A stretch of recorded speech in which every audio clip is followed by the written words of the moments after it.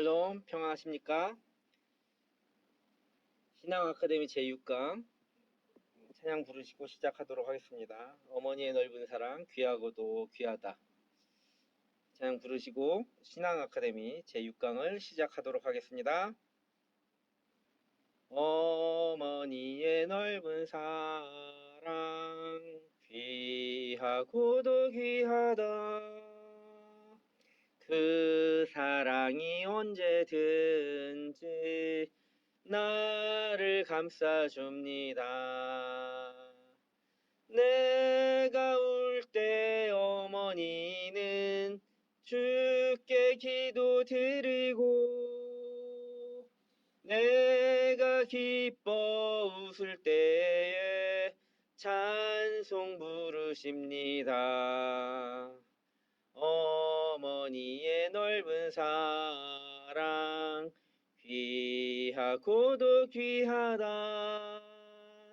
그 사랑이 언제든지 나를 감싸줍니다. 내가 울 때 어머니는 주께 기도드리고, 내가 기뻐 웃을 때에 찬송 부르십니다. 홀로 누워 괴로울 때, 헤매다가 지칠 때 부르시던 찬송 소리 귀에 살아옵니다. 반석에서 샘물 나고 황무지에 꽃피니, 예수님과 동행하면 두려울 것 없어라. 온유하고 겸손하며 올바르게 굳세게 어머니의 뜻 받들어 보람있게 살리라. 풍파많은 세상에서 선한 싸움 싸우다, 생명신에 흐르는 곳 길이 함께 살리라.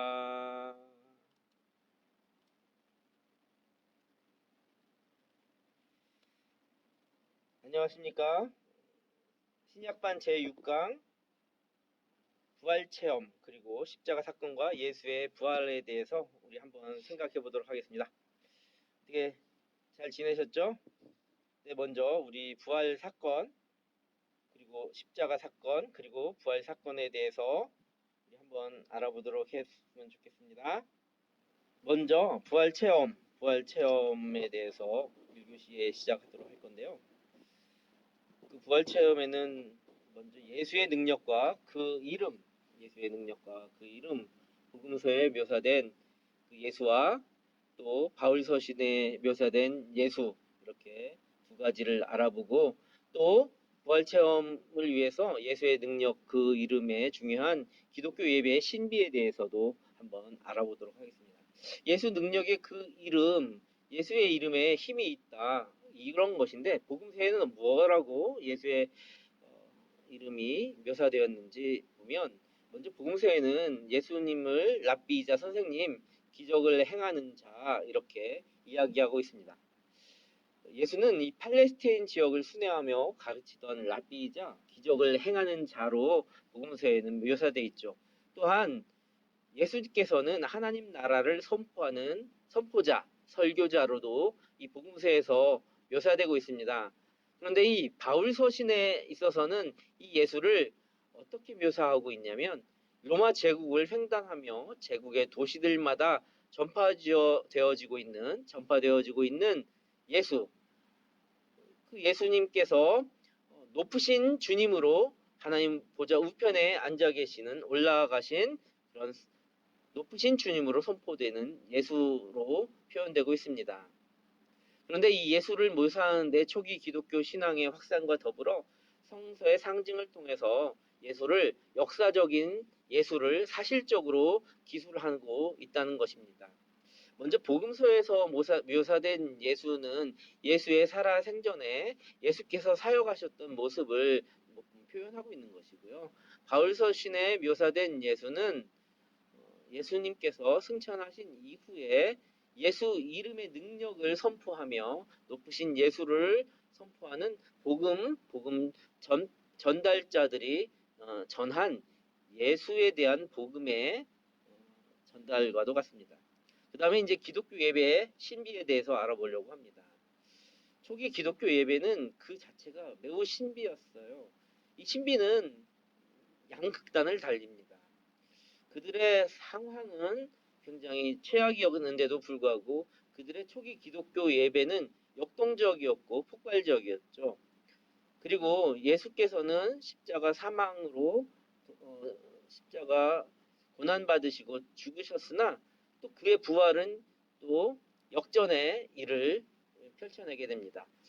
이 기독교 초기 운동의 그 폭발적인 운동이 신의 개입이었느냐 아니면 예수의 사도들을 통한 인간의 공적이었느냐 여기에 대한 여러 가지 의견들이 있을 수 있죠. 그런데 그것이 잘 기록된 것이 바로 유일한 자료가 신약 성경이라는 겁니다.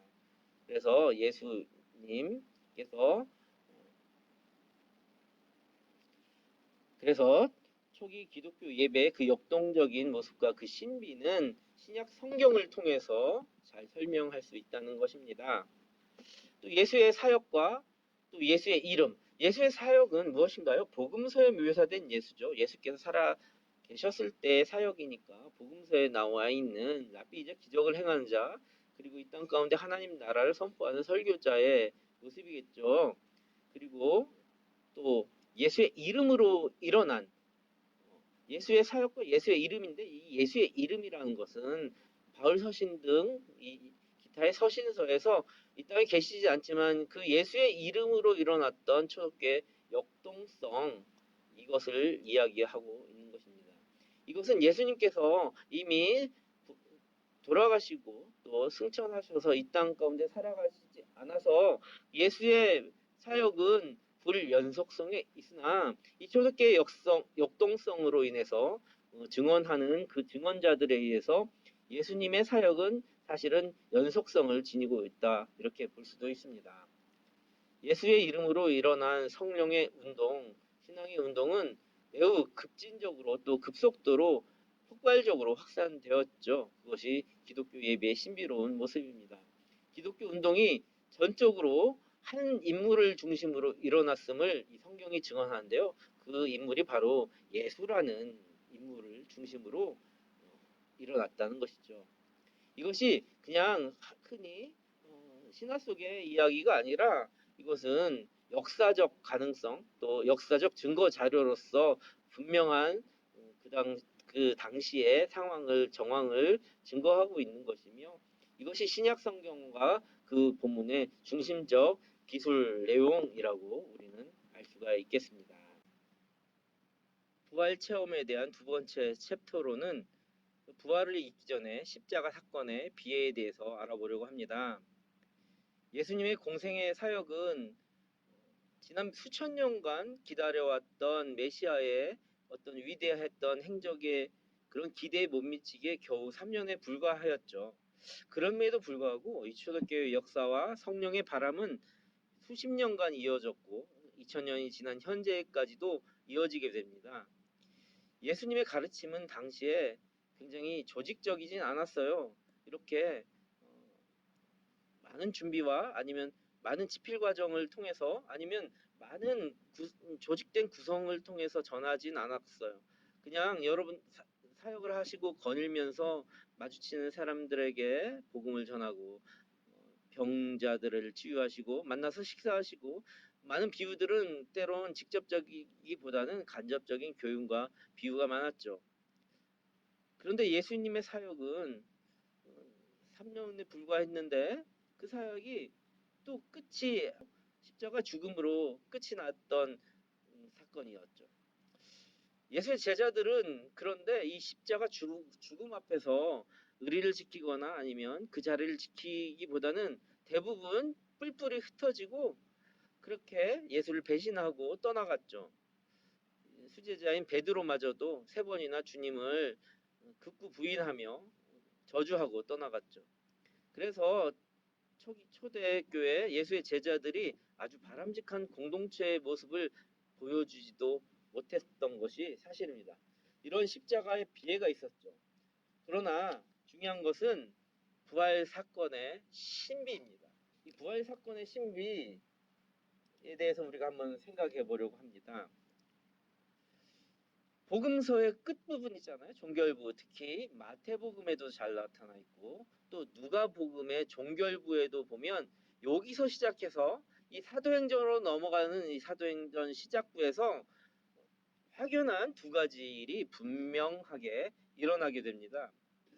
어떤 것이냐면 예수의 죽음과 또 예수의 이름으로 시작된 복음 전파라는 선교 운동, 기독교 초대교회 부흥 운동 사이에 어떠한 something 스페셜한 어떤 뭔가가 벌어졌다는 것이에요. 그 무엇인가 하는 특별한 그 사건 때문에 예수의 공생의 시절에 더하여 커다란 어떤 혁명 같은 레볼루션이 일어났던 거죠.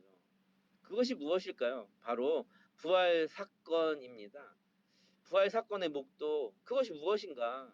그것은 바로 예수가 죽음에서 부활하여 새롭게 영원한 생명으로 다시 살아나셨다는 놀라운 사건의 시작의 일이죠. 그 예수님의 부활을 통해서 어떤 일이 벌어지냐면 성령의 임재 사건이 일어나게 됩니다. 예수를 따르는 무리들은 부활하신 예수께서 약속하고 보내주신 성령의 능력을 부음받았고 이것이 초대교회, 기독교 초대 교회 운동의 또 예배의 확산과 신앙 운동을 일으킨 부활의 체험의 가장 뚜렷한 증거이죠. 자, 그렇다면 이 부활 체험은 무엇일까요? 부활은 예수뿐만이 아니라 예수의 죽음 이후에 생명이 예수의 행동, 예수의 말씀, 예수가 일으켰던 기적, 예수의 사상을 이 공동체에서 기억하게 되는 요소일 뿐만이 아니라 공동체가 체험하게 된다는 것을 의미했습니다. 예수의 부활은 새 창조의 시작을 의미했죠. 이 부활은 육체가 단순히 재생하거나 과거가 단순히 회복한다기보다 새로운 부활체, 즉 다시 말해서 과거가 조금 회복되는 그런 정도의 수준이 아니에요. 완전히 새로운 시작과 새로운 생명과 새로운 능력을 시작하신 새 창조의 역사를 의미한 것입니다. 예수의 부활은 미래의 먼 훗날의 어떤 소망이 아니라 현재 일어나는 그런 새로운 시작을 의미했던 겁니다. 부활 사건의 신비에 보면 하나님 우편의 영광의 그 이름으로 올라가신 것, 시편 110편 1절에서와 같이 하나님 우편에 높임 받은 예수님 자신께서 고린도전서 12장 3절에서처럼 예수는 주님이시다라는 찬사를 받고 계신다는 겁니다. 부활의 주님은 그냥 간신히 숨을 다시 한번 내쉬게 되거나 그냥 겨우 연명하는 그런 약한 존재가 아니라 부활의 주님은 더욱 강력한 완전히 새로운 영원한 생명을 지니셨다는 것을 의미하죠. 고린도전서 15장 45절에 이하에 보면 사도 바울이 말한 것처럼 예수는 살리는 영, 생명을 살리고 사람을 살리는 영이자 하늘에 속한 분이시다라는 것이죠. 그렇다면 하늘에 속한 자, 이 생명을 살리는 영, 이것은 바로 무엇일까요? 이것은 무엇을 의미하는 것일까요? 하늘에 속한 자, 생명을 살리는 영. 예수께서 다른 사람의 생명을 살리는 힘과 권능을 그의 자녀들과 공유하고 그의 교회 공동체에게 부여하고 있다는 것을 보여줍니다.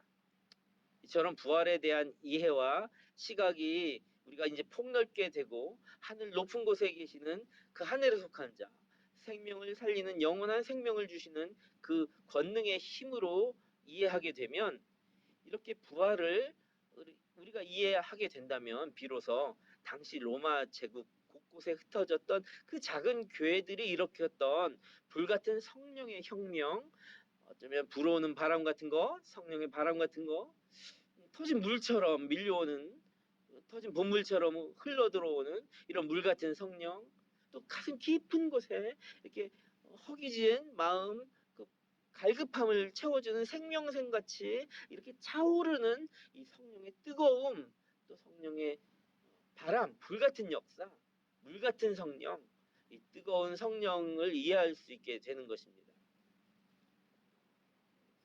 초대교회 성도들이 전하는 복음의 내용을 살펴보면 어쩌면 이건 굉장히 역설적인 거예요. 그들이 처한 상황이나 로마 제국의 핍박을 받고 유대교인들에게 내몰리는 그런 자신들의 입지와는 전혀 어울리지 않는 그런 주장을 하고 있는 거죠.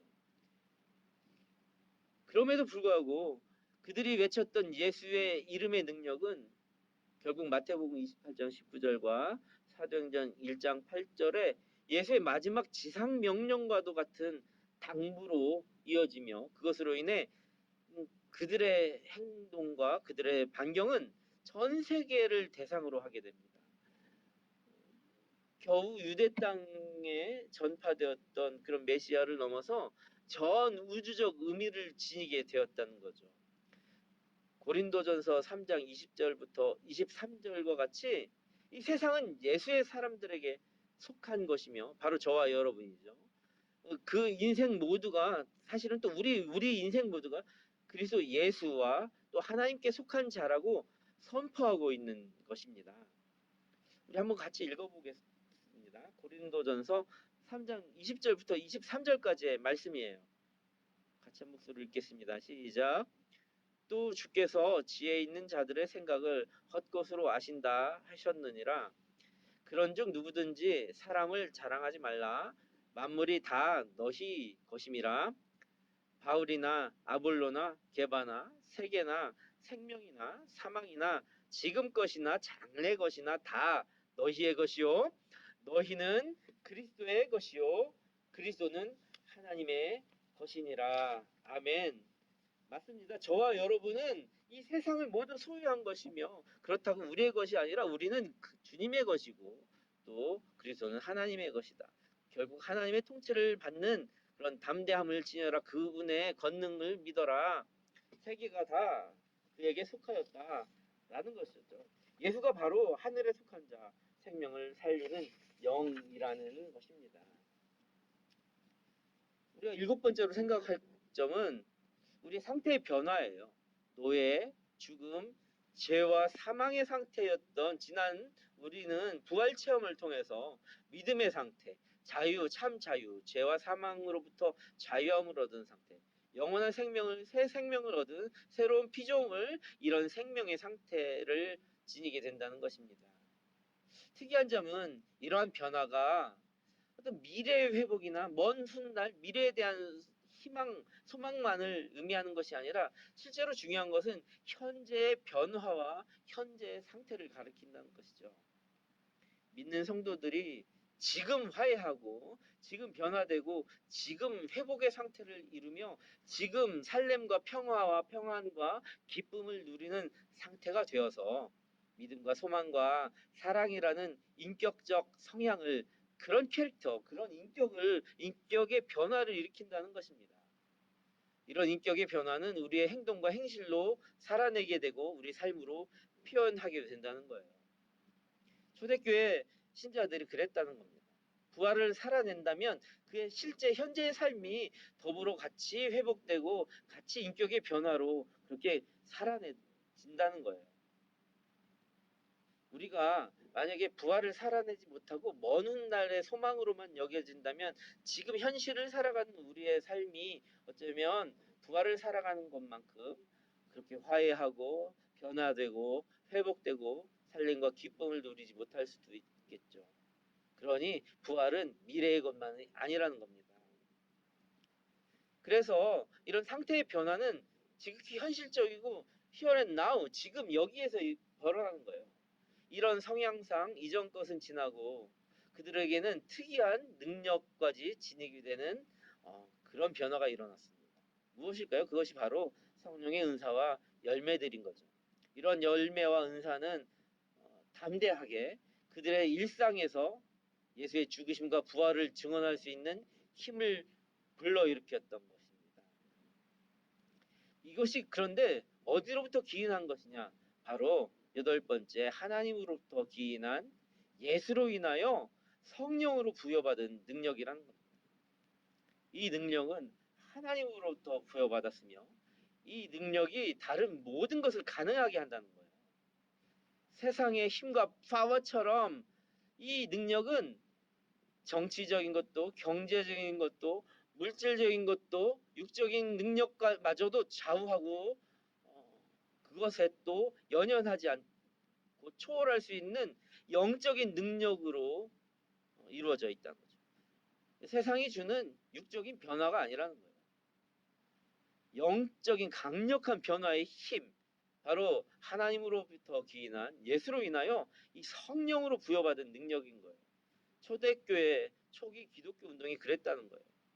거기에 임한 체험적 능력의 아주 중심적인 상징 자체가 바로 성령이라는 거죠.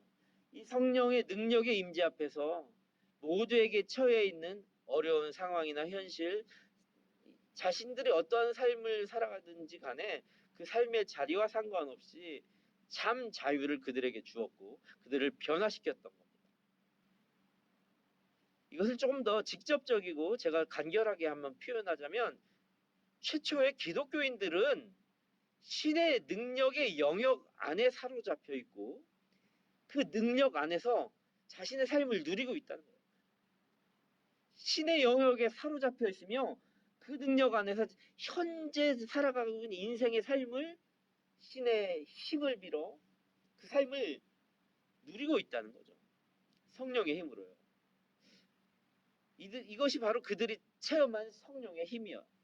또 예수의 이름의 능력이었죠.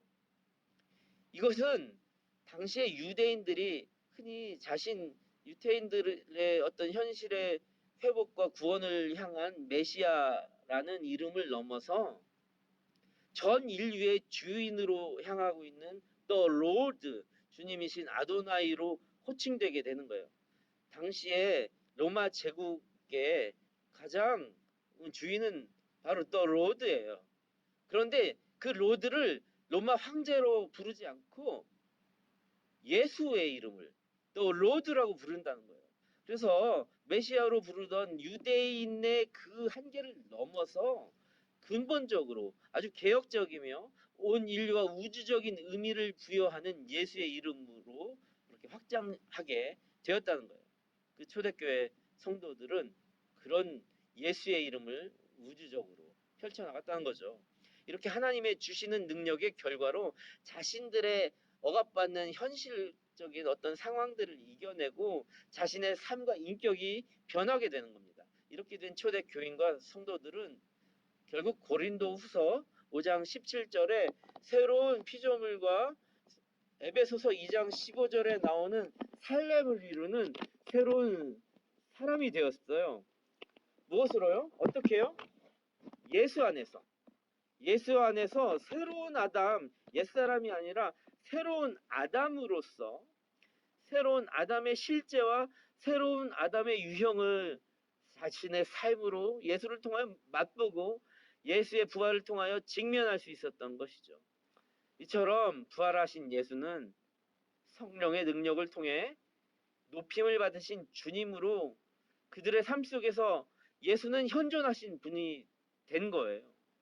이것이 신약 성경에서 말하는 중요한 고백입니다. 이것들이 초대교회 성도들의 체험의 중심이고 그것을 이어받은 우리에게도 확신의 증거가 되는 거예요. 부활하신 예수는 그냥 하늘에 계신 것만이 아니에요. 그곳에서도 지금 현재도 우리를 향하여 중보하고 계신다는 거죠. 그것이 바로 9번째 예수의 이름의 능력과 이 성도들의 믿음의 고백이 상호작용한다는 것이고 이것이 엄청난 상호작용으로 파워와 힘을 가지고 있다는 거죠. 이러한 이유들이 예수가 이제는 이 땅 위에서 사역을 마치고 돌아가시고 부활하시고 승천하셔서 어쩌면 지금 우리 곁에 없는 것 같아서 예수의 비연속적인 상황인 것 같은데도 그분의 사역을 우리의 신앙 믿음의 고백을 통해 상호작용을 통해서 현재도 살아계시게 하고 예수의 이름과 힘을 통한 초대교회의 어떤 레볼루션을 일으켰던 것이 이 부활 사건이 현재 우리에게도 연속적으로 어쩌면 비연속적인 상황에서도 그의 이름의 힘이 연속성을 지니고 우리 가운데 역사하고 있다는 거죠. 이 부활 사건은 당시에 얼마 전 죽임을 당하신 예수를 따르던 그 초대교회 성도들의 믿음의 고백을 통해서 그들 가운데 더욱 능력 있게 현실을 살아가게 하면서 같이 동행하던 그런 힘이 있는 연속적으로 상호작용하는 하나님의 신비와도 같았다는 것입니다. 이렇게 부활 사건의 신비는 우리가 부활을 바라보는 것이 먼 훗날의 막연한 미래의 것만이 아니라 현재를 살아가는 우리들에게도 힘이 있는 능력이 되며 그 믿음의 고백을 통해 우리 삶 가운데 현재 진행형으로 상호작용하고 있고 그분이 살아계심, 그분이 우리와 현현하시고 동행하심, 그렇게 부활을 체험하게 하는 그런 신비로운 힘을 지녔다는 것을 우리가 알 수 있게 됩니다. 이상으로 지고요. 한 5분 정도 쉬었다가 2강 십자가와 부활 두 번째 시간 십자가 사건과 예수의 부활, 이 부활의 측면에서 우리 조금 더 알아보는 시간을 갖도록 하겠습니다. 감사합니다. 네, 두 번째 시간을 시작하기 전에 지난 시간 과제물 한번 생각해 볼까요? 지난 시간 예수께서 십자가 달리시기 전에 행적에서 최후의 유월절 식사를 하시기 전에 발을 씻겨주신 이유는 무엇일까요? 한번 생각해 보셨나요? 무엇입니까? 네, 많은 이유들이 있겠죠. 지금 제가 나눠드리는 세족의 역사라는 이 자료가 있는데요. 이 세족의 역사라는 이 자료는 미국 뉴올리언즈 신학대학교 명예교수 스튜어트 박사의 글을 조금 인용했는데 그 뒷부분에 5페이지와 6페이지에 보면 저는 그분의 의견과 조금 다른 의견을 지니고 있거든요. 그 세족의 의미에 영적인 의미를 좀 부여해서 이 유월절 식사를 하시기 전에 발을 씻겨주신 그 이유와 의미에 대해서 조금 알려드린 것이 있으니까요. 여러분들 이 과제물은 오늘 나눠드린 이 자료를 보시며 참고해 주셔서 다시 한번 정리해 보았으면 좋겠습니다. 두 번째 질문, 자신을 포도나무에 비유하신 뜻은 무엇일까요? 하는 질문인데요. 왜 자신을 포도나무에 비유했을까요? 예수께서는 자신은 포도나무고 아버지는 농부라고 말씀하셨죠. 하나님께서 우리를 기르신 농부라는 거예요. 그런데 자신이 포도나무며 우리는 가지라고 표현한 거예요. 즉 다시 말해서 물을 흡수하고 영양분을 흡수하고 생명수를 흡수하는 것이 누구로부터 기인했느냐? 우리에게 생명 주시고 열매 맺게 하시는 예수로부터 기인하였다. 모든 힘의 근원이 그렇다. 우리가 힘을 얻고 우리가 나아갈 때 무엇 하나 예수를 통하지 않고서는 열매 맺을 수도 살아갈 수도 없는 존재라는 것을 우리한테 분명히 하셨던 그런 비유의 말씀이시죠.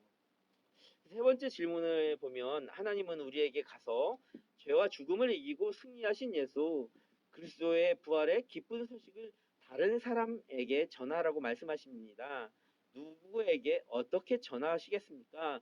라고 말하는데요.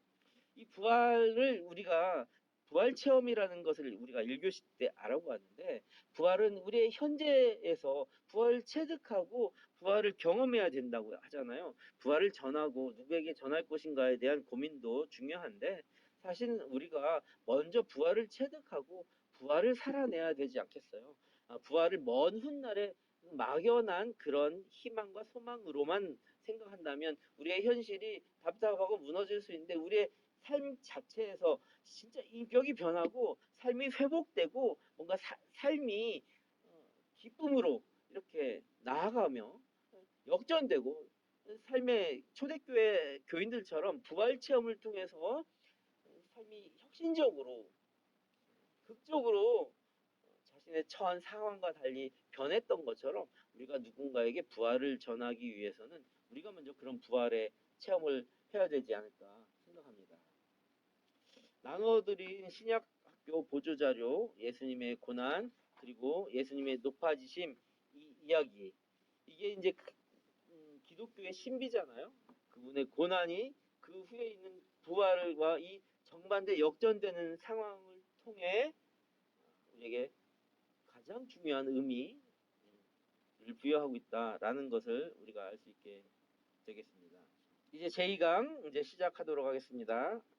먼저 십자가 사건과 예수의 부활에 대해서 알아보려고 합니다. 이 십자가 사건과 예수의 부활 사이에 어떠한 일이 있었을까? 어떠한 대표적인 어떤 일들이 있었을까? 하나님, 나의 하나님 이렇게 고백하고 부르짖는 기도의 소리가 있습니다. 또한 두 번째, 배신자가 입맞추는 자, 그가 곧 예수니. 가룟 유다가 예수를 팔아 넘기는 그런 장면이 나오죠. 그리고 골고다에서 하나님의 아들이 죽다. 또 무덤이 무너지고 죽음은 정복되다.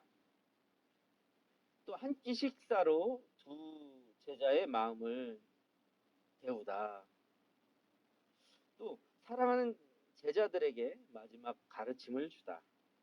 이 가르침이 무엇인가? 7번에 보니까 모든 민족을 제자로 삼아. 그 다음에 한번 같이 읽어볼까요? 시작. 세상 끝날까지 너희와 항상 함께 이렇게 하시는 거죠. 여덟 번째, 두 번째인 가르침 뭘까요?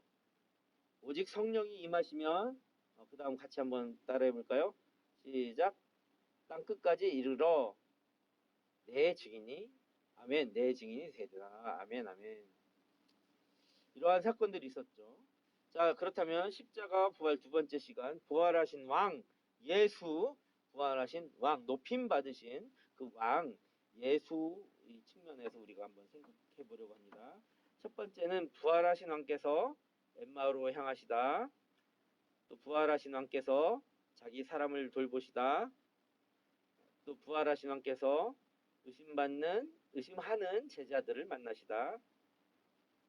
부활하신 왕께서 의심하는 제자들을 만나시다. 네. 또 부활하신 왕께서 용서하시고 회복하시다. 또 부활하신 왕께서 명령하시다. 마지막 지상 명령이죠. 또 부활하신 왕께서 승천하시다. 네. 이런 관점으로 우리가 이 교시 한번 시작해 보도록 할까요? 네, 먼저 엠마오의 두 제자에 대해서 한번 알아보도록 하겠습니다. 엠마오의 두 제자. 부활하신 왕께서 우리와 함께 하십니다. 누가복음 24장의 내용들이네요. 또 성경의 모든 초점이 부활하신 왕께 향합니다. 또 부활하신 왕께서 우리에게 자신을 계시하십니다. 맞습니다. 모든 성경이 누구를 증언한다고 했죠? 바로 예수 그리스도를 증언하고 있습니다. 이번 섹션 첫 번째 엠마오의 두 제자 섹션에서는 부활하신 왕 예수님이 엠마오로 가는 길에서 두 제자와 만나시는 이야기를 살펴보게 됩니다. 그들의 대화를 통해 우리는 부활하신 왕은 슬픔과 혼란의 시기에 있는 자기 백성에게 다가가시는 분이라는 사실을 알게 될 것입니다. 또한 모든 성경이 예수 그리스도를 어떻게 증거하며 예수 그리스도께서 믿는 자들에게 자신을 어떻게 계시하는지를 보게 된다는 것이죠. 부활하신 왕의 증인으로서 우리는 예수님의 죽음과 부활에서 절정을 이루는 어떤 성경의 위대한 이야기, 이 이야기를 선포해야 된다라는 것을 깨달아야 됩니다. 자, 그렇다면 이 엠마오의 두 제자를 한번 적용해 볼까요? 먼저 그리스도와의 연결입니다. 엠마오로 가는 길에서 예수님은 구약 성경이 그분의 고난과 영광을 어떻게 언급하는지에 대해서 제자들에게 설명했어요.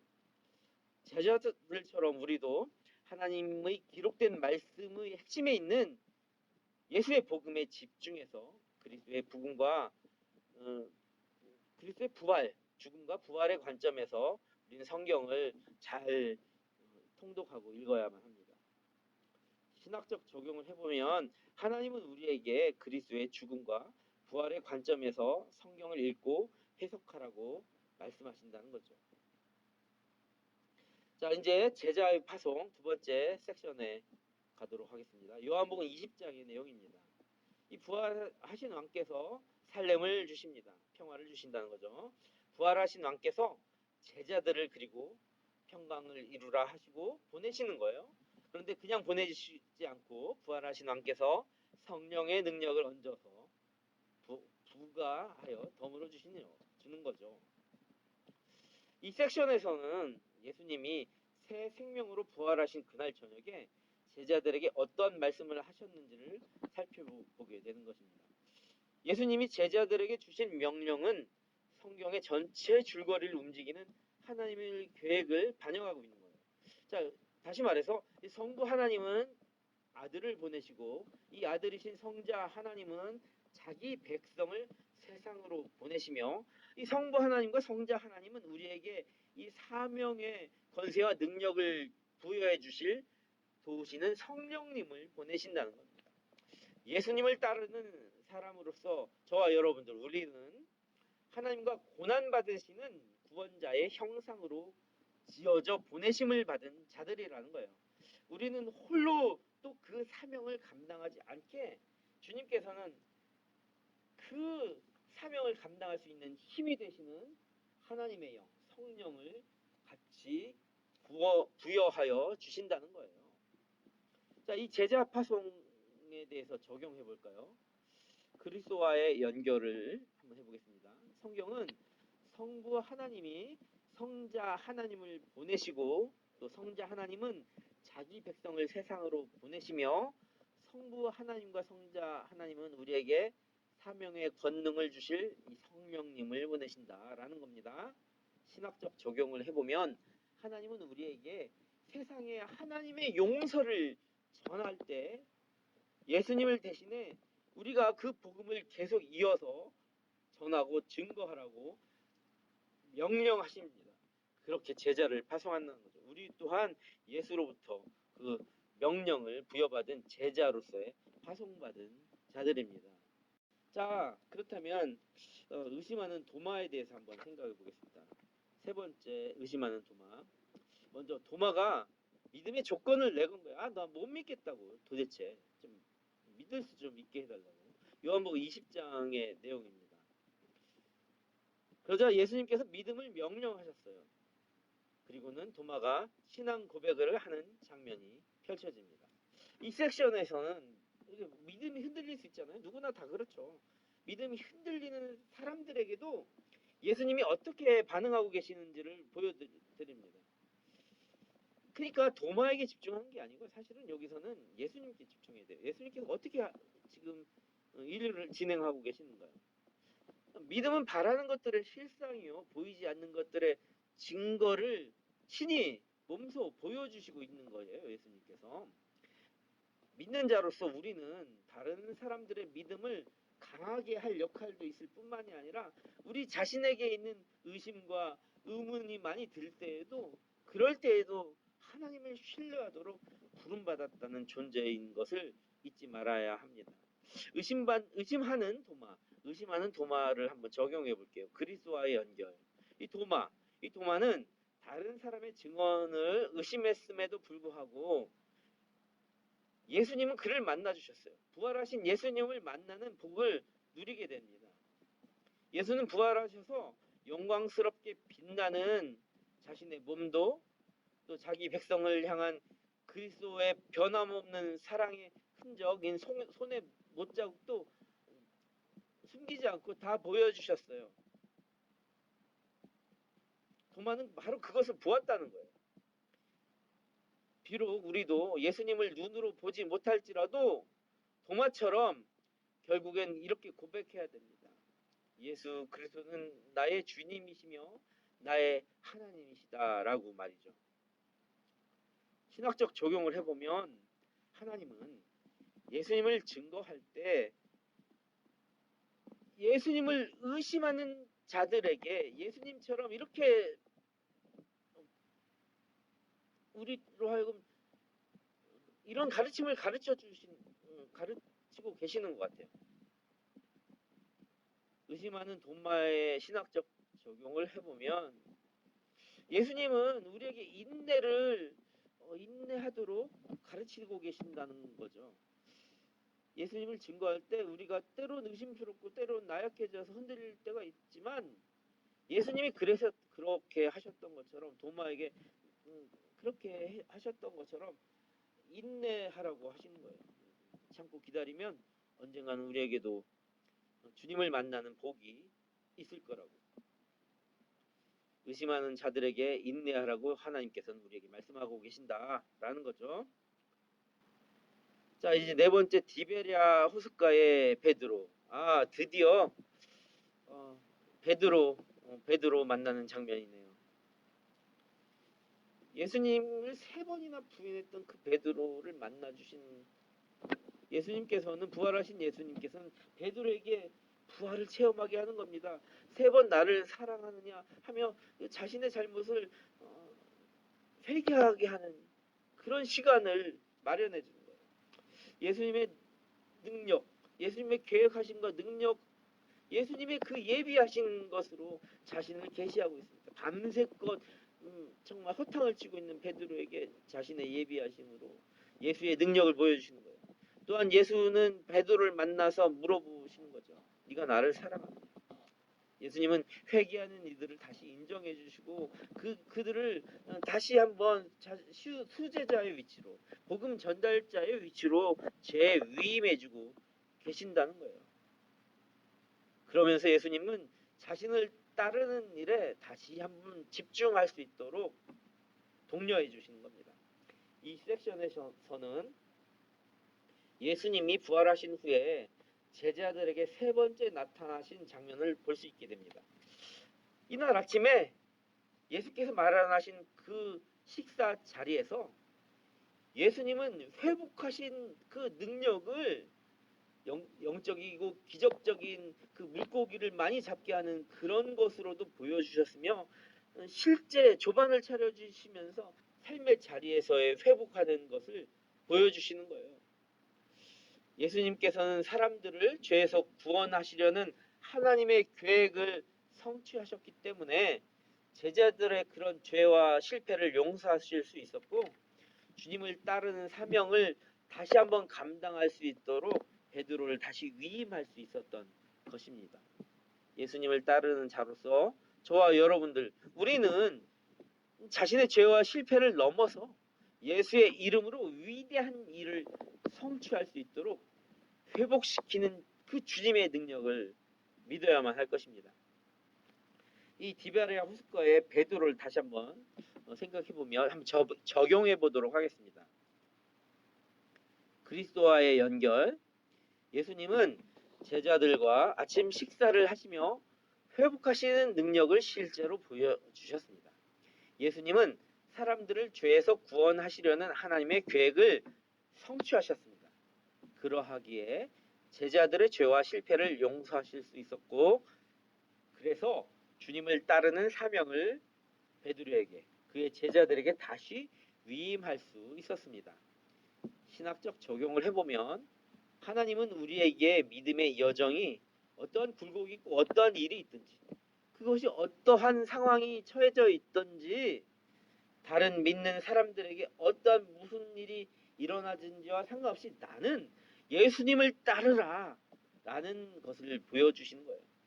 그렇게 주님을 향한 사랑을 고백하고 보일 수 있어야만 한다라고 우리에게 들려주시며 말씀하십니다. 5번째 우리 지상명령 섹터에 가보도록 하겠습니다. 드디어 마태복음 28장의 장면으로 갑니다. 부활하신 왕의 권능으로 열방을 향해 가라. 부활하신 왕을 선포하며 그 열방 가운데 제자로 삼아라. 또 3번째는 부활하신 왕께서 명령하신 모든 것을 그들에게 가르쳐 그들이 지키도록 해라 라는 것입니다. 우리는 부활하신 왕의 권세로 열방을 향해 나아가야 됩니다. 왜냐하면 예수님만이 구원할 능력이 있기 때문입니다. 세상에 많은 것들이 구원의 능력이 있지 않아요. 그 구원의 능력, 이 왕의 권세, 이것은 예수에게만 있다는 거예요. 우리가 행할 사명, 그 행할 능력을 그 예수가 가지고 있다는 겁니다. 우리는 이 부활하신 이 왕이신 예수를 선포하게 됨으로써 사람들을 제자로 삼을 수 있게 되는 겁니다. 우리는 하나님이 시작하신 선한 일을 결국 예수께서 완성하실 것이며 결코 우리를 버리지 아니하실 분이라, 우리를 끝까지 우리와 함께 하실 분이라는 것을 알게 되는 거죠. 그러므로 우리는 사람들에게 그리스도께서 명령하신 모든 것을 가르쳐 지키게 해야 된다는 거예요. 이것을 한번 적용해 볼게요. 그리스도와의 연결을 한번 해보도록 하겠습니다. 한번 생각해 보세요. 예수님은 성부와 하나님께로 승천하시기 전에 제자들에게 가서 모든 민족을 제자로 삼아라, 이렇게 말씀하셨어요. 예수님의 권세와 능력 아래에서 우리는 사람들에게 아버지와 아들과 성령의 이름으로 세례를 주고 그리스도께서 우리에게 분부하신 모든 것을 가르쳐 지킬 수 있도록 제자로 삼아야 한다는 거예요. 우리 함께 읽어보겠습니다. 시작. 세상으로 나아갈 때 우리는 그리스도의 임재를 신뢰해야 합니다. 그분은 사명 가운데 우리와 언제나 함께 하신다고 약속하셨습니다. 맞아요. 부활을 살아가는 우리는 우리의 지금 현실의 삶 속에서 예수를 체득하고 예수를 체험하는 거예요. 예수가 우리와 함께 하셨다는 그 약속을 믿고 우리의 삶 가운데 예수의 임재, 부활하신 예수의 임재, 그것을 믿으며 나아가야 한다는 겁니다. 그렇게 나아갈 때 우리는 힘을 얻고 그 일을 잘 감당할 수 있게 되는 거예요. 신학적 적용을 해볼게요. 지상명령. 하나님은 우리에게 복음의 진리를 말로 선포하고 주님의 사랑을 행동으로 증명함으로써 모든 민족을 제자로 삼으라고 명령하십니다.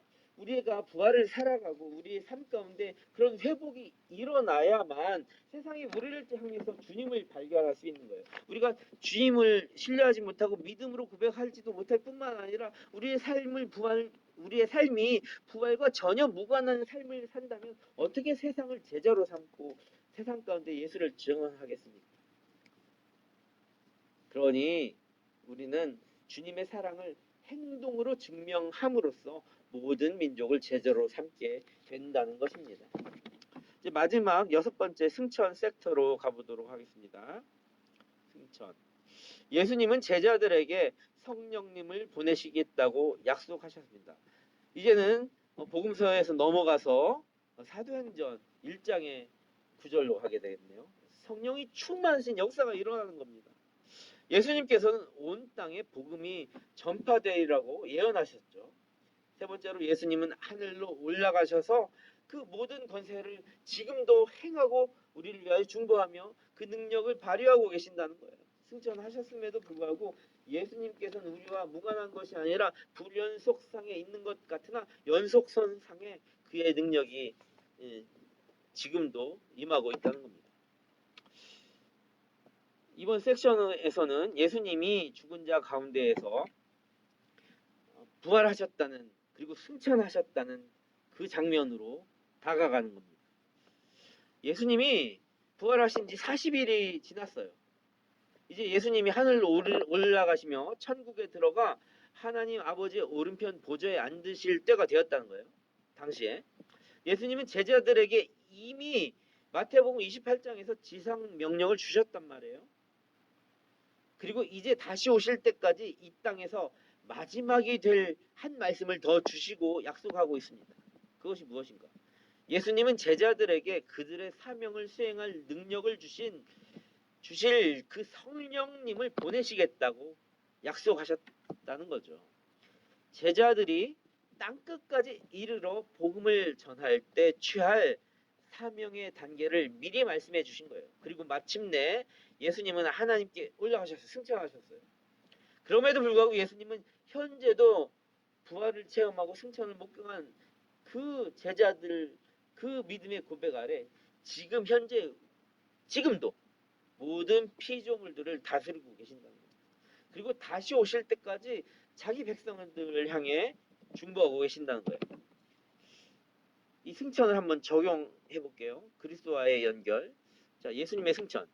이것은 아까도 제가 말했던 것처럼 시편 110편의 성취라는 겁니다. 하나님이 예수님을 온 우주의 주로 나타내셨다는 표징인 거죠. 주님의 승천은 하나님 우편에 앉으신 예수님, 그분은 자신의 백성을 중보하시며 우리를 아버지께로 나아갈 수 있게 하신다는 거예요. 그리하여 인간으로 하여금 온 세상을 다스리게 하셨던 본래 의도를 성취해 내시는 거예요. 우리는 그렇게 현재 속에서 부활을 살아내고 있으며, 또한 우리는 예수님이 떠났을 때와 똑같은 방식으로 예수께서 다시 이 땅에 오실 그날을 소망하며 기다리게 된다는 거죠. 자, 승천의 신학적 적용을 해보도록 하겠습니다. 하나님은 도시와 나라와 땅끝까지 예수님의 능력의 이름과 복음의 메시지를 전하는 주님의 그 사명에 참여하라고 지금도 우리를 부르고 계신다는 겁니다. 예수님의 승천 당시에 그 많은 지상 마지막 명령 분부를 지금 우리에게도 동일하게 내리시며 우리를 부르고 계신다는 사실이죠. 자, 이상으로 두 번째 시간도 모두 마치도록 하겠습니다. 다음 장면 한번 보면, 네, 이제 마지막 장면에서 지난 시간까지는 지도를 좀 보여드렸는데 오늘은 그림을 좀 보여드리려고 해요. 첫 번째 그림을 보면 장 주베네라고 프랑스 화가인데요. 굉장히 오래전 분이시죠. 두 가지의 그림이 있어요. 하나는 십자가에서의 순환, 하락을 고난받으신 주님의 이렇게 낮아지심에 대해서 떨궈지심, 다운스탠딩 하는 그 장면, 죽음으로 나락으로 가는 그 십자가에서 하락에 대한 그림이고요. 두 번째 그림은 보통 빈무덤이나 부활을 이야기할 텐데 저는 한 단계 더 다른 의미로서 이야기를 드리는 거예요. 그러니까 뭐냐면 이것은 지금 승천의 장면이잖아요. 이게 부제가 그리스도의 승천이라는 부제가 있어요. 그런데 이 원제가 뭐냐니까 사도 에게로의 성령 강림 사건을 이야기하는 거예요. 그러니까 십자가의 하락과 그 역설적인 그 반대 장면으로서 이 부활은 사실을 기독교 초대교회의 어떤 역동적인 기독교 운동, 부흥의 운동으로 일어났는데 그것은 바로 승천하실 때 우리에게 보내주셨던 성령 강림의 사건이라는 거죠. 그래서 이 두 가지 그림을 우리는 한번 보자 하고 부활 장면보다 이 승천하는 장면을 이렇게 같이 대비되게 한번 보도록 한 겁니다. 이 두 번째 그림은 라파엘로 이탈리아 작가의 이 장면 그림인데 이 고기잡이의 기적이라는 그림이죠. 이거는 그 전에 작가보다 더 오래전의 분이신데 이 장면이 그러니까 베드로 부활하신 예수님께서 베드로에게 다시 나타나셔서 이렇게 따뜻하게 맞이하고 있는 그런 장면입니다. 이런 명화들을 보면 정말 이 성경을 볼 때 이 감동이나 이런 것이 더 이렇게 배가 되는 것 같은 그런 느낌이 있어요. 이런 성화들 많이 또 이렇게 가끔 이렇게 나눴으면 합니다. 이제 마지막 생각해보기 과제물을 보시며 모든 시간을 마치도록 하겠습니다. 이 과제물은 두 가지가 있습니다. 부활 사건, 이 예수 그리스도의 이 부활의 장면을 연상하면서 우리가 나눴던 6가지 섹션이 있잖아요. 그 6가지 섹션에 대해서 생각해 보는 건데요. 오늘 본문 부활 체험의 관점에서 모든 본문을 한번 깊이 통독하고 묵상해 왔으면 좋겠고요. 두 번째로는 예수님이 자신의 증인이 되라고 말씀하신 지역 중에 사마리아의 다음 지역을 땅끝이라고 표현했는데요. 고대 근동의 팔레스타인 지역 사람들이 생각했던 이 땅끝은 도대체 어디쯤일까요? 또 예수님의 지상 명령 중 예수님이 말씀하신 이 땅끝의 의미는 어떤 차이가 있을까요? 이것을 한번 조사해 보는 겁니다. 그리고 한 가지 더 과제를 내드린다고 한다면 아까 제가 한 가지 자료를 여러분들에게 드렸잖아요. 무슨 자료예요? 그것이 바로 이제 세족의 역사와 그것의 여러 가지 의미, 그리고 제가 조금 더 부연 설명한 영적인 의미, 이것을 좀 이렇게 나눴잖아요. 그래서 지난 시간에 했던 6월절 식사를 하시기 전에 발을 씻겨 주신 이유는, 이 세족의 이유는 무엇일까라는 것을 숙제로 해오라는 건 아니고요. 이번 시간에 해왔으니까 여러분들이 이 세족의 역사라는 자료, 이 온라인으로 보시는 분들에겐 제가 PPT로 PDF 파일로 또 같이 첨부해 드릴 테니까 그거 보시면서 이 세족의 역사라는 자료를 바라보시면서 한번 정리만 좀 해보시면 될 것 같습니다. 네, 감사합니다. 이것으로 모든 시간 마치도록 하겠고요. 수고하셨습니다. 다음 시간에 또 만나요. 사랑하고 축복합니다. 감사합니다.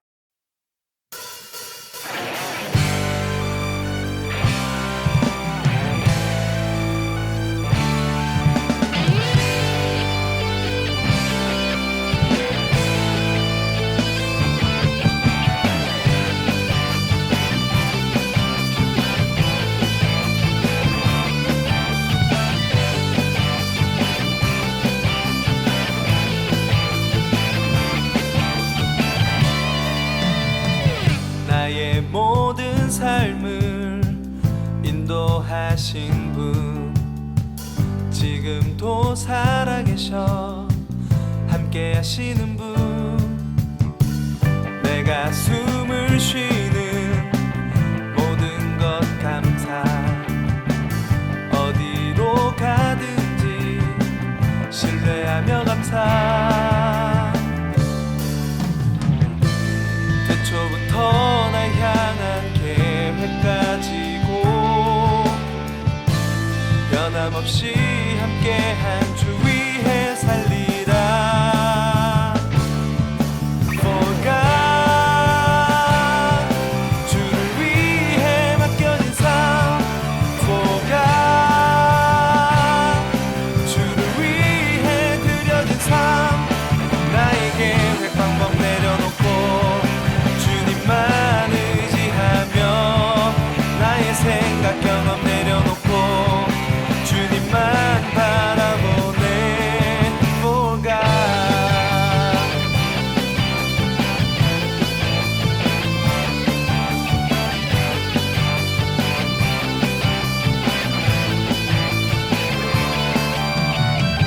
나의 모든 삶을 인도하신 분, 지금도 살아계셔 함께 하시는 분, 내가 숨을 쉬는 모든 것 감사, 어디로 가든지 신뢰하며 감사. 태초부터 날 향한 계획 가지고 변함없이 함께한 주 위해 살리라. 태초부터 날 향한 계획 가지고 변함없이 함께한